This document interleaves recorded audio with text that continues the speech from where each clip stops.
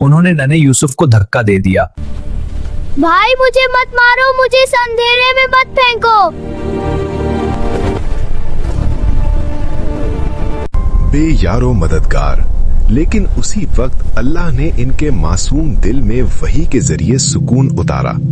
घबराओ नहीं यूसुफ, एक दिन तुम उन्हें ये बात याद दिलाओगे और उन्हें खबर भी ना होगी।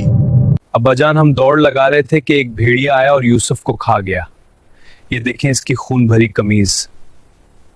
नहीं, बल्कि तुम्हारे नफ्स ने एक झूठी कहानी घड़ ली है।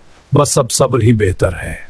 तुम जो कुछ कह रहे हो इस पर मैं सिर्फ अल्लाह से मदद मांगता हूं। कुएं से मिस्र के बाजार और बाजार से एक महल तक यूसुफ अलैहिस्सलाम की आजमाइश खत्म नहीं हुई।